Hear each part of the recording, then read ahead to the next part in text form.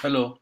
Here is a short video that I'll try to demonstrate what I like about this, what I think it's interesting about this piece of software that I'm designing, and to further understanding, you'll have to watch other videos. But this is just a glimpse of what can happen.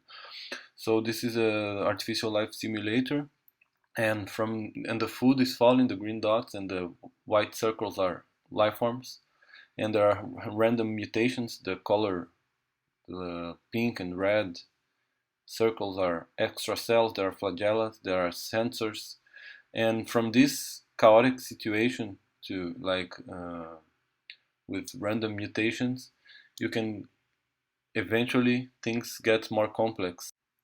Then I'll fast forward just for some more action, and then I'll move on to another simulation that it went for a few minutes and things got more complex. I'll show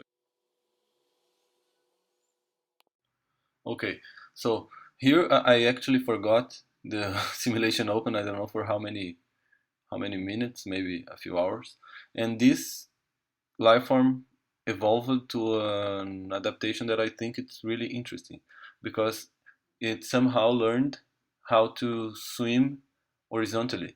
And what happens is that there is a flagella that it's hidden behind the extra cells, and there is a sensor that it was all naturally selected. Of course, I implemented a sensor, but the values, the parameters, and what does when the sensor is active, it's all naturally selected.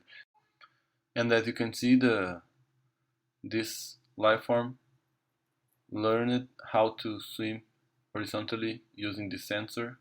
And here I show you how is the brain connected, and it's still really simple. I have many ideas how to make things more complex, and then more complex behavior will arise.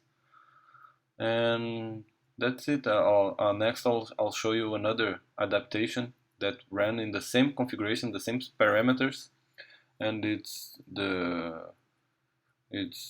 really hard to I haven't run a lot of times, but these are the most interesting adaptations I found.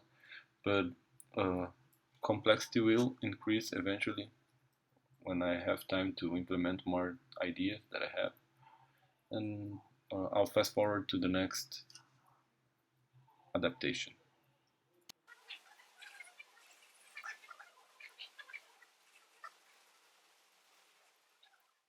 This is another simulation that ran for a few minutes, and this adaptation is totally different from the other.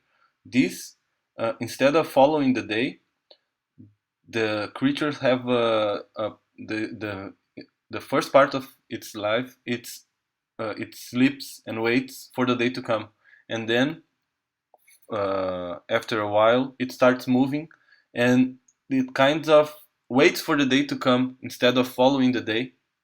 And you can check that. See, they are all still, and they don't know where is the food. They are blind, and they don't have access to time, but they are selected to wait, and then they start moving and they contaminate the day that's coming, because you can think of the food as the sun passing and leaving a food trail. And so they, instead of following the day, they adapted to a different, and you can see it clearly now how it contaminates and how it waits. And it's a totally different strategy that uh, appeared in the same configuration of the other simulation. So that's what I'm looking for, increasing complexity. And that's it. Thanks for watching. I have other videos if you're interested. You can support by liking, sharing, whatever. Thank you very much.